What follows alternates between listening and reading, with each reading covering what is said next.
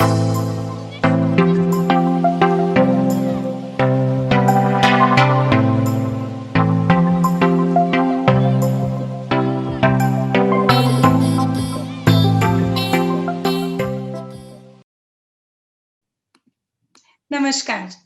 आज मैं नमस्कार इसलिए कह रही हूँ क्योंकि आज मुझे बहुत फ़क्र हो रहा है कि इस बदलते ज़माने के साथ, इस बदलते परिवेश के साथ भी आज भी कुछ लोग ऐसे हैं, जो अपनी मातृभाषा का परचम अच्छी तरह से थामे हुए हैं और परचम को लहरा रहे हैं। मुझे बहुत अच्छा लग रहा है कि मैं आज आप सभी के बीच एक ऐसे ऑथर को लाई हूँ, एक ऐसे लेखक जी को लाई हूँ, जिन्होंने he is very young and still उन्होंने हिंदी भाषा को इतनी महत्वता दी है, इतनी इम्पोर्टेंस दी है। So I would like to introduce you all to mister Anurag Gautam. Anurag, can you please give the audience? Hey hello नमस्कार। अनुराग, पता है आपसे मिलके मुझे इतना अच्छा लगा क्योंकि आजकल जब भी मैं किसी ऑथर से बात करती हूँ, पूछने की ज़रूरत नहीं होती है और बहुत लाज़मी होता है कि उन्होंने इंग्लिश में ही लिखा होता है। बट आपसे बात करके मुझे जी, बहुत अच्छा लगा कि though you have such a good command in English also, आपने हिंदी में लिखा है। I really want to praise you for that and I really want to thank you for that. Thank you so much. Thank you so much. मुझे भी आपसे बहुत बात करके बहुत ज़्यादा अच्छा लग रहा है बिकॉज़ जैसा आपने कहा कि हाँ, हिंदी हो या इंग्लिश हो, बट ज़्यादातर लोग आजकल इंग्लिश में जाना पसंद करते हैं बजाय कि हिंदी के। सो बिल्कुल। जबकि एक गुलज़ार जी की और जावेद अख्तर जी की मैंने एक इंटरव्यू में सुना था, तो उन्होंने हुँ, बहुत खूबसूरती से हिंदी, इंग्लिश और जो हमारी जो लोकल लैंग्वेज, रीजनल लैंग्वेजेस होती हैं, उनमें डिफरेंशिएशन किया था। उन्होंने कहा था कि जो आपकी लोकल लैंग्वेजेस होती हैं, वो आपका रूट होती हैं और जब आप बढ़ते हो, जब जैसे पेड़ बढ़ता है, तो फिर उसका तना बनना होता है। वो होता है आप हिंदी, आपकी मातृभाषा। और बिल्कुल। जब आप विस्तार करते हो, आप फैलते हो, तो हुँ, आप वो होती हैं आपकी टहनियाँ और पत्तियाँ, वो होती है इंग्लिश। लेकिन इन जड़ में और पत्तियों तक जाने के बीच में आपको तने की ज़रूरत होती है, जो होता है हिंदी, और जो होती है आपकी मातृभाषा। इसलिए मुझे लगा और बचपन से ही जितने भी हमारे चाहे तुलसीदास जी हों, चाहे कबीर जी हों, इन सबको सुन के बचपन से प्रेरणा, जो ख्याल, जो विचार, जो सोच, जो भावनाएँ आई, वो ज़्यादातर लगाव हिंदी की तरफ था, इसलिए हिंदी में लिखना शुरू किया। वाह! बहुत जी। अच्छा लगा अनुराग आपसे सुनकर और आपकी इसी बात के साथ मेरे मन में एक सवाल है जो मैं आपसे पूछना चाहती हूँ। तो मेरा पहला सवाल ये है कि अनुराग, जहाँ हम आज देखते हैं कि इस बदलते परिवेश में सभी लोग इंग्लिश की तरफ भाग रहे होते हैं और ऐसी एक धारणा बन गई है कि लोग इंग्लिश में ज़्यादा कंफर्टेबल फ़ील करते हैं as a reader, as a writer. तो मैं आपसे जानना चाहती हूँ कि आपके साथ ऐसा कौन-सा फैक्टर था which kept you motivated to write in Hindi and to come up with your novel in Hindi? ऐसी कौन-सी चीज़ थी जिसने आपको हमेशा प्रोत्साहित किया? सी इस चीज़ के ज़्यादा तर कोई ऐसा बहुत रिसर्च नहीं किया मैंने, बट हाँ, 2 फैक्टर थे हुँ, कि हुँ। हमारे देश की जहाँ अभी भी 60% लोग एग्रीकल्चर में एंगेज्ड हैं, और जहाँ मेरा एक फिलोसॉफिकल बुक है, मतलब philosophical poetry. I have a genre not like कि मैं प्यार के बारे में ही लिखूं या फिर मैं नेचर के बारे में लिखूं। मेरा है एक फिलॉसफी, एक थॉट, एक ख्याल। और जो ख्याल है ना, जो आपकी फीलिंग है, उसकी पहली बात कोई भाषा नहीं होती। और दूसरी चीज़ कि जो जब मैंने सोचा कि मैं लिखूंगा, तो मुझे लगा कि मेरी जो चीज़ है, जो फीलिंग है, वो मैं कितने लोगों से और कहाँ तक कनेक्ट कर सकता हूँ। मुझे एक एक एक बैरियर नहीं चाहिए था कि कोई जो हिंदी में समझना चाहे और इंग्लिश में समझना चाहे, तो इंग्लिश आजकल comparatively young people are using English much instead of old people. तो मुझे लोगों से जुड़ना था कि जो क्या मैं एक समय पे जो मैं महसूस कर रहा हूँ, जो सोच के मैंने लिखा है, क्या वो और कोई भी लिख सकता है, पढ़ सकता है। एज यू नो कि हमारा बॉलीवुड बिल्कुल हिंदी में ही काम करता है, and it's a one of the world largest in film industry. So that's why absolutely. I felt कि नहीं, मुझे अपीलिंग होना है कि लोग वो समझें जो मैं समझाना चाह रहा हूँ, वो सोच सकें जो मैंने सोचा या मैंने महसूस किया, जिसको सोच के मैंने ये लिखा। इसलिए मुझे हिंदी में जाना और हिंदी में लिखना ज़्यादा पसंद आया है कि नहीं, मुझे हिंदी में जाना चाहिए और हिंदी में लिखना चाहिए, ताकि लोग भी, no matter of age, whether they are young, they are middle age और they are old age, they should relate कि यस, हमने लाइफ के कभी ना कभी किसी ना किसी दौर में जो ये लिखा है वो महसूस किया है। जैसे मैं अपनी किताब की 2 लाइन कोट करना चाहूँगा कि मैंने लिखा था कि राधा बनना है या मीरा बनना है, हम्म। ये राह प्रेम ऐसी है जिसे तुम्हें खुद ही चुनना है। बनने को तो तुम रुक्मणी भी बन जाओ, बस दरकार इतनी है कि जरा सोच के चुनना कि तुम्हें प्यार चुनना है या तुम्हें साथ चुनना है। वाह। तो इसमें मैंने डिफरेंशिएशन किया है कि आपको ही सेलेक्ट करना है। आप, नो मैटर, हम सब प्यार करते हैं, प्यार को पूजा जाता है हमारे देश में, और आपको साथ किसके रहना है, आपको कृष्ण बनना है, मीरा बनना है, आपको राधा बनना है, रुक्मणी बनना है, वो आप हो सकते हो, वो आपको ही चूज करना है। सो इस तरह से मैंने पुराने दौर को और नई भावनाओं को मिक्स करने की कोशिश की है हिंदी के माध्यम से। जी बहुत खूब अनुराग, बहुत खूब। और मैं ये कहूंगी कि एक बात है जो मुझे बहुत पसंद है कि लोग कहते हैं कि हम जी, तो अपनी ये था मेरा जड़ों हिंदी से के ही लिए, सबसे इसलिए ज्यादा मैंने जुड़े होते हैं। हिंदी में लिखना। हम्म। और जैसा कि आप कह रहे थे, हमारी जी जड़ें होती हैं हमारी मातृभाषा, तो हम अपनी भावनाओं को सबसे अच्छा व्यक्त ना उसी में कर पाते हैं। और ये साफ है कि जब आप जी अपनी जी किताब से ये पंक्तियां मुझे सुना रहे हैं, तो मैं समझ सकती हूँ कि आपने इनको कितने करीबी से महसूस किया है और इन्हें महसूस करके आपने लिखा है। तो बहुत बहुत खूब, बहुत अच्छा लगा ये सुनकर। जी अच्छा अनुराग जी, आपकी जो किताब है जिसके बारे में मैं हमारे दर्शकों को बताना चाहूंगी, किताब का शीर्षक है चाहत उस जहां की। तो ये जो शीर्षक है ना, ये जो टाइटल है, जी ये बहुत कैची है, बहुत एंगेजिंग है अनुराग। तो क्या आप प्लीज बताएंगे ये किस बारे में जी है, क्या है इस किताब में, और चाहत उस जहां की क्या रचना है आपकी? जी, जैसा कि मैंने कहा कि ये मैंने सोच, एक फिलॉसफी, जो आपके ख्याल होते हैं उन पे बेस की करके लिखी है।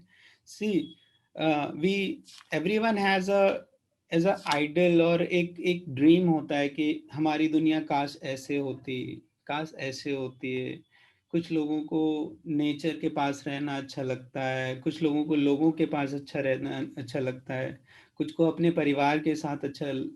तो हर किसी ने अपनी एक दुनिया बनाई होती है, कहते हैं ना, this is my world, this is my zone.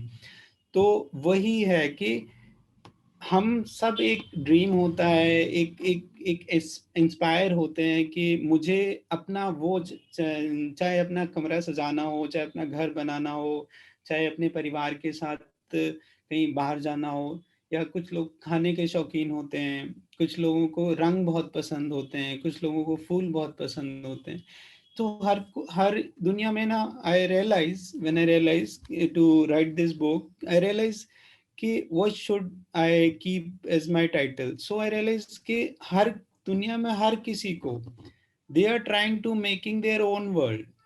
वो हर हर कोई अपना जहां बनाने की कोशिश कर रहा है। एक इस जहां में रहते हुए भी, इस दुनिया में रहते हुए भी, लोग अपना एक एक अलग से दुनिया बनाने का जो वो सोचते हैं, जो वो ख्याल रखते हैं, जो उन्हें महसूस होता है, जो भावनाएं, जो प्यार, जो स्नेह वो अपने परिवार से मिलता है उन्हें। तो वो हर कोई उस जहां की तरफ जा रहा है, उस दुनिया को अचीव करने की कोशिश कर रहा है, और वो उनकी चाहत होती है, वो एस्पिरेशन होती है कि नहीं, एक दिन मैं ये लूंगा, या मैं ये खरीदूंगा, या मैं इसके साथ रहना है मुझे, या जिससे मैं प्यार करता हूँ उससे मुझे शादी करनी है, या मुझे अपने माँ बाप को कहीं और ले जाना है, मुझे अपना घर खरीदना है। तो ऐसे बहुत छोटे छोटे और कुछ बड़े सपने होते हैं हर किसी के, जो इस दुनिया में रह के भी उन्हें उस दुनिया से कनेक्ट करते हैं। तो यही बुक का टाइटल है कि मेरी जो चाहत है वो उस जहाँ की है, जो ओह! अभी तक मुझे मिला नहीं है, मिलान। जो मुझे अभी चाहिए, जो मैं सोचता हूँ, जो मेरे सपने हैं, जो मेरे उस जहाँ के ख्याल हैं। तो इसीलिए ये बुक का शीर्षक दिया गया कि चाहत उस जहाँ की, जो आप चाह रहे हैं, जो आपको चाहिए, जो आप मांग रहे हैं, उस जहाँ की चाहत। जी। वेरी ब्यूटीफुल अनुराग। बहुत अच्छा लग रहा है सुन के कि आपने इतनी कम उम्र में इतनी अच्छी फिलॉसफी को समझा है। आपको पता है लोगों का जीवन निकल जाता है, वो समझ ही नहीं पाते हैं कि वो क्या चाहते हैं अपने जीवन में। It happens with almost everyone. But मुझे बहुत अच्छा लग रहा है कि आपने इसे समझा और समझकर आप इसे दूसरों के साथ भी साझा कर रहे हैं, जो कि सच में बहुत तारीफ़ काबिल है। तो मैं सबकी तरफ से आपको धन्यवाद करना चाहूँगी। और अब मुझे आपसे पूछना है जी, अनुराग कि धन्यवाद। कब तय किया आपने कि आपको एक लेखक बनना है? कैसे तय किया? कब सोचा और कब शुरुआत की आपने? जी, जैसा निष्ठा आपने कहा कि एक लोगों के लिए का पूरा जीवन निकल जाता है ये जानने के लिए कि उन्हें करना क्या है, what they want to realise. इसीलिए मुझे जो गुलजार साहब की एक बात है कि उन्होंने कहा था कि इंसान की जिंदगी में 2 दिन होते हैं, जो 4 दिन की जिंदगी नहीं होती, 2 दिन होते हैं। पहला दिन जब वो जन्म लेता है, और दूसरा दिन जब उसे पता चल जाता है कि वो किस लिए जन्म लेता है। ओके। बाकी वो 2 दिन जिंदगी जीता है, ना कि वो 4 दिन की जिंदगी। 2 दिन बस वो 2 बार उसे रियलाइज होना होता है कि मैंने किस लिए जन्म लिया है। हुँ, तो मुझे भी ये रियलाइज होने में टाइम लगा कि आई हैव दिस स्किल, कि मैं ये लिख सकता हूँ, या मेरे अंदर ऐसे ख्यालों को, क्योंकि पढ़ा बहुत था। मैंने कबीर जी को पढ़ा, रविदास जी को पढ़ा, तुलसीदास जी को, अपने प्रेमचंद जी को, इवन यहाँ तक कि अपने कंटेम्परेरी पोएट जितने भी हैं, हुँ, राहत साहब को। हुँ, तो इन सब ये जाना कि ख्यालों को हम दुनिया में ला सकते हैं। ऐसा नहीं है कि जो भी आपके दिमाग में आता है या कुछ, आप उनको शब्दों में ला के बयाँ कर लिख सकते सकते हैं। हो, हुँ, लोगों को समझा सकते हो। किसी, अगर आपको ये फील हो रहा है तो मुझे भी ये फील हो सकता है। बिल्कुल, लोगों दुनिया में वैसे दूरियां बहुत हैं, अमीरी गरीबी की, धर्म की, जातियों की, बट ये एक चीज है कि फीलिंग सबकी एक जैसी होगी। कहीं ना कहीं आपको जो शब्द लिखते हैं उनकी कोई जाति धर्म कुछ नहीं होता। दीवार पे कुछ लिखा होगा तो पढ़ने वाले को अगर वो महसूस हुआ तो वो सबके लिए बराबर होगा। इसीलिए जब ये सब हुआ कि ये मैं कर सकता हूँ, ये मैं लिख सकता हूँ, तो मैंने लिखना शुरू किया। जो भी मेरे ख्याल थे, कुछ दुनिया से आए, कुछ अपनी भावनाओं से आए, कुछ अपने जो रिश्तेदार और करीबी लोग हैं उनसे जो अटैचमेंट होता है उससे आए। और धीरे धीरे धीरे ये प्रोसेस हुआ, बिल्ड हुआ, लिखना शुरू किया, लिखते लिखते। So I started from my college, when I was in graduation, then I realize कि I have this skill, I can write. तो तब से लिखना लिखना, फिर वो जैसे मैंने अभी आपको बताया कि एक ख्याल होता है कि उस दुनिया में, तो तब वो ख्याल था कि मुझे एक दिन अपनी बुक लेके आनी है। तो हाँ। वो ख्याल रियलाइज आते आते आते होते होते 2019 में मैंने ये किताब लिखी, क्योंकि मुझे भी चाहत उस जब मैं कॉलेज में था तो उस जहाँ की थी। तो एक दिन आपने मैं भी ये बहुत होता।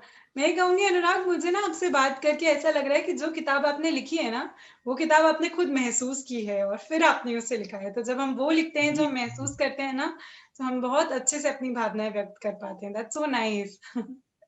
अब जैसा कि आप कह रहे थे अनुराग, आपने अपने जी दोस्तों से, अपने रिश्तेदारों से, अपने करीबी लोगों से समझा।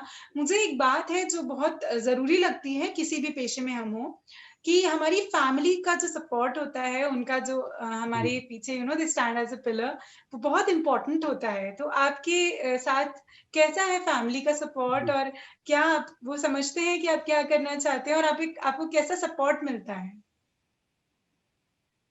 जी जी। इस इस मसले में मैं अपने आप को थोड़ा ज़्यादा लकी समझूंगा, क्योंकि मेरी फैमिली बहुत सपोर्टिव है। वाओ! स्पेशली मेरे फादर, मेरी मदर, दे नेवर स्टॉप्ड मी कि मुझे क्या करना है। उन्हें बताया कि तुम्हें लिखने का है तुम लिखो, तुमको पढ़ना है तुम पढ़ो, do what you really want, जो भी अच्छा, आपको चाहिए वो आप करो। क्योंकि मेरे फादर ने मुझसे एक बात कही थी कि हमें किसी को जवाब नहीं देना होता है सिवाय अपने। यू बिल्कुल। Don't need to answer me, क्योंकि अगर आपकी कॉन्शियस आपको बताएगी मैं आपके साथ हमेशा नहीं रहूंगा, मैं अपना काम, आप कहीं और हो गए, आपकी कॉन्शियस बताएगी कि आपके लिए क्या सही है क्या गलत है, आप बिल्कुल, में बिल्कुल। को किस में खुशी मिल रही है, किस में आपको दुख मिल रहा है। आपको हर बार ऐसा करने की जरूरत नहीं है कि I earlier I used to ask कि पापा shall I go with this option और दिस ऑप्शन, और ये then he made me understand कि नहीं, आपको ये हर बार पूछने की जरूरत नहीं होती, आप अपने आप ले सकते हो डिसीजंस। और इस मामले में बहुत सपोर्ट किया, एंड माय मदर टू, हम्म। मेरी माँ ने भी बहुत ज़्यादा सपोर्ट किया कि आप करो जो भी आपको चाहिए, आपको लिखना है आप लिखो, आपको बुक लेके आनी है आप लेके आओ। So they always supported me. Plus my friends, like one of my best friend is Ayushi, so she always motivated me. Then my junior and my best friend Prashant, I used to be a backbencher. So I used to write few things between the lectures. Hmm. So between the lecture and my friend Prashant, he always used to कुछ लिखा क्या पढ़ाओ। तो वो लोग आपको inspire करते हैं कि सी आप में कुछ है, अगर आप में कुछ लिखा है तो we are there to listen. ऐसा नहीं है कि आपको हमेशा कि अरे क्या लिख दिया, या तो वो बताते थे, बताया कि नहीं इसमें ये अच्छा हो सकता है, आप ये लिखो, आप ऐसे करो। तो दोस्तों का और परिवार का बहुत ज़्यादा सहयोग रहा, कि दोस्तों ने मुझे बहुत ज़्यादा सपोर्ट किया। एंड स्पेशली मेरी किताब में जो भी मेरे आसपास मेरी मदर हैं, मेरी सिस्टर है, मेरी फ्रेंड आयुषी, और इन सब लोगों ने, तो फीमेल क्राउड एक थोड़ा था मेरे आसपास। तो किताब में भी, वैसे तो मैं सोच नहीं सकता कि एक्चुअली एक लड़की क्या फील करती है कैसे, बट जो भी इन लोगों को देख के मैंने समझा सोचा, तो मेरा टिल्ट थोड़ा ये रहा कि being a man still I want to feel कि एक लड़की कैसे सोच सकती है, क्या क्या फीलिंग हो सकती है। ब्यूटीफुल। क्योंकि एट टाइम कोई फ्रेंड भी बात करती करती थी तो कि ये हो गया यार, या ऐसा हो गया जिंदगी में इतना, तो आई यूज टू थिंक कि see this is a person, इसके साथ ऐसा हुआ, ये इमोशंस हुए, किसी और ने बताया। तो मेरी किताब में आपको जब आप पढ़ेंगे तो ये मिलेगा कि एक लड़की, एक एक फीमेल इस दुनिया में किन किन पड़ाव में क्या क्या सोचती है। जैसे मैंने अभी राधा और मीरा वाली बताई आपको, कि वो किन किन पड़ाव में क्या क्या सोचती है, मेरा रुझान इस तरफ बहुत रहा। क्योंकि as we today we are seeing कि male domination society and such heinous crime are happening, तो we have to like sensitize our self कि नहीं, हमें थोड़ा सचेत होना पड़ेगा, हमें थोड़ा जागरूक होना पड़ेगा कि it's not always about man, और it's not always about something which is in majority. Right, You right, have to right. think like someone who is a minority, or you are thinking कि they are minority, तो आपको सोचना पड़ेगा। तो I used to feel like कि be in the foot of women and now feel what do you see. So That's a that's big why task. my suggestion. That's a big task, and I would say I really appreciate you that you dared for this and you've Thank you written so this much. well. Really, thank you. So अनुराग, अभी मैं बहुत excited हूँ ये जानने के लिए कि आपने शुरुआत तो बहुत अच्छी करी है, बहुत अच्छी, और शुरुआत अच्छी होती है तो आगे मंजिलें बहुत अच्छी होती हैं। क्या ख्याल है, क्या प्लानिंग है आपका आपकी नेक्स्ट नॉवेल के लिए? कब हम इंतजार करें कि अब अनुराग की तरफ से कुछ और आने वाला है, और वो क्या आने वाला है? सी जी बहुत जल्द ही कुछ आने वाला है। एंड मैं दो चीज़ें बताना चाहूँगा।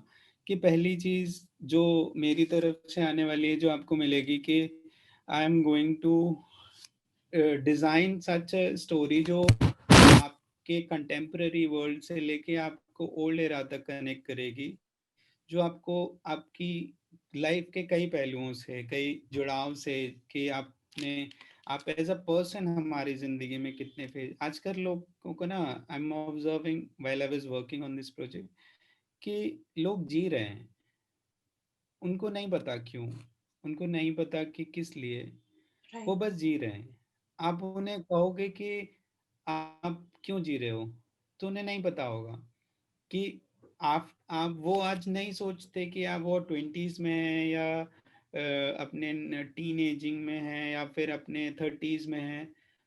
तो how will they grow when they will be in 50s or 60s?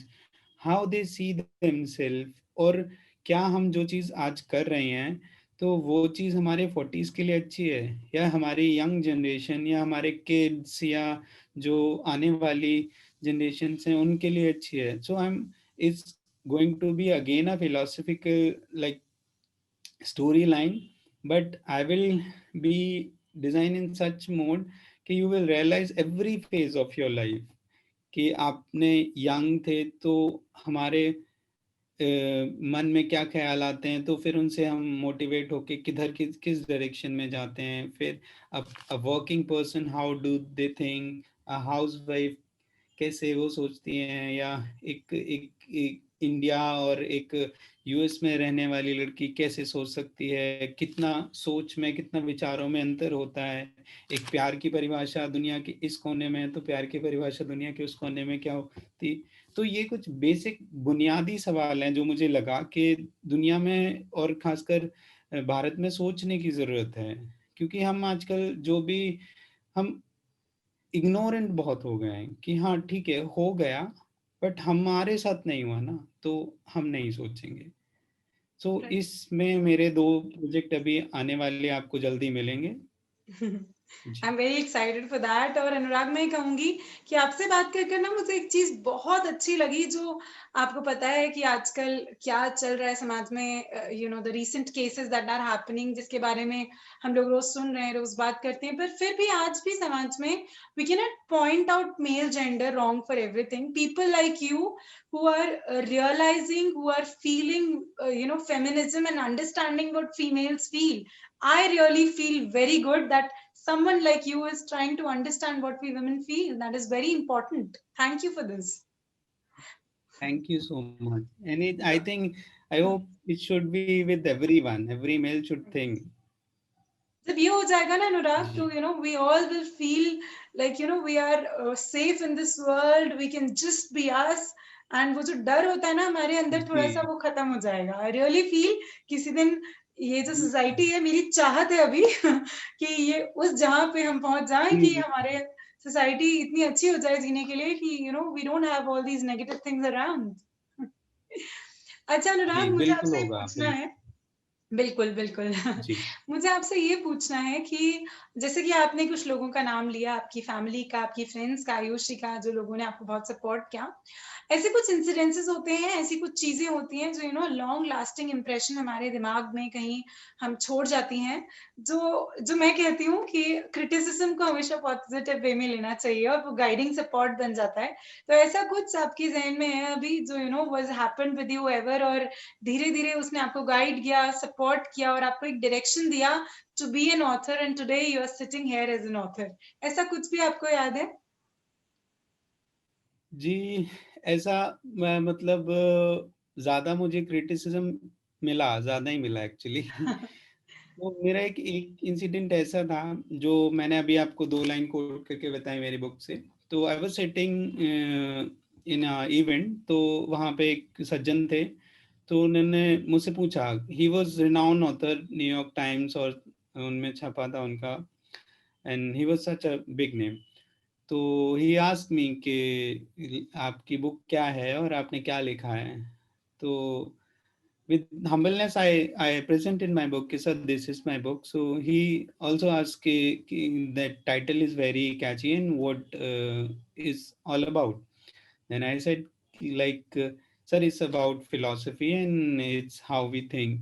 Then उन्होंने यही राधा और मीरा वाली लाइन पे इन्होंने बोला कि यार तुमने ऐसा कुछ खास नहीं लिखा जो अभी ना देखा हो लोगों ने। तो आई फेल्ट इट कि I try to introspect myself के is this the case.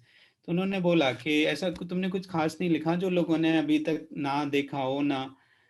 Then I answer him के मे बी शायद सर आपका इंटेलेक्ट और आप इतने उस पे हो, तो इतनी ऊंचाई पे हो, तो आपको ये नॉर्मल बात लगती है। बट सर एक छोटी सुई भी ना, अगर वो चुभती है तो वो चुभन देती है, आपको उसके लिए आपका हाथ काटने की या उंगली काटने की जरूरत नहीं होती सर। तो मुझे कुछ नया नहीं लाना कि मुझे एक नया ही समाज, बस मुझे पता है कि समाज के इस भाग में, इस हिस्से में दिक्कत है, तो मुझे वो ही बताना है लोगों को। तो that was the first time कि when someone straight forwardly like on my face said कि तुमने कुछ नया नहीं लिखा। So I made him clear कि सर ऐसा ऐसा। So he said okay let's see, but I don't feel कि तुमने कुछ ऐसा नया लिखा है।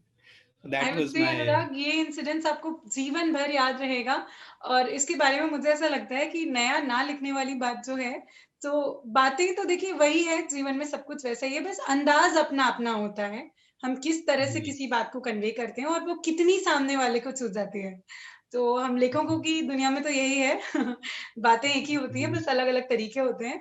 तो अनुराग, मुझे बहुत अच्छा लगा आपसे इतनी सारी बातें कर और बहुत अच्छा लगा आपके जैसे व्यक्ति से मिलके जो समाज को इतनी करीब से समझता है। इतनी अच्छी फिलॉसफी है आपकी और सोच बहुत अच्छी है जिसकी मुझे बहुत तारीफ करनी है। तो अनुराग, चलते चलते आज की हमारी इस बातचीत के ऊपर आपके मन में कुछ, आप कुछ कहना चाहते हैं, कैसा महसूस कर रहे हैं, बस यही जानना चाहती हूँ मैं। जी मैं हमेशा बहुत अच्छा महसूस करता हूँ, ये मेरी खास बात है। बहुत अच्छी क्योंकि बात है। मुझे पता है कि मैं इस इतनी बड़ी प्रकृति में और इतने बड़े संसार में, मैं वो तो हूँ नहीं कि मेरे पास सब पावर है कि मैं प्रकृति, संसार और कुदरत के नियम कायदे सब बदल दूंगा। बट हाँ, I on the other part I try to improve my self as well as my surrounding. कि जो भी मुझसे जुड़े लोग हैं या मुझसे इफेक्टेड हैं, इवन जो मुझे जानता भी है, उसकी लाइफ में या उसके विचारों में, लाइफ में अगर मैं ना भी ला पाऊँ तो उनके विचारों में, उनकी थॉट में, उनकी थिंकिंग प्रोसेस में मैं कुछ ना कुछ एक पॉइंट इंक्लूड कर दूं, जिससे कि वो अपने लाइफ को, अपने जीवन को बेहतर बना सकें और वो एक नया डायरेक्शन ले सकें कि जो अपनी, जो भी उनकी चाहत है, whether they want a dream job, the career, the love, the family, anything, वो उस चाहत अपनी जहाँ को अचीव कर सके। So I just try to do this. That's the only contribution which I think it's my responsibility to contribute towards society. So And that's that's a the my major contribution you are doing, I must say. yeah. Okay, so Anurag, thank you so much for being here. And I really wish आपकी और बहुत सारी अच्छी अच्छी philosophy की किताबें आए और मैं फिर से आपके साथ बैठूं और फिर से आपसे इतनी सारी बातें करूं. And I really enjoyed it. So thank you so much for being here with me this evening. Even thanks to you to making me visible for the such large audience, and आपका भी बहुत शुक्रिया कि आप मुझे से और मुझे से कई ऑथर्स को, जिनको लोगों के सामने बताने की, प्रेजेंट करने की, so you are taking that initiative and doing on behalf of us. Thank you so much. That's my big pleasure, Anurag. Thank you so much. Thank you everyone for being here. Thank you.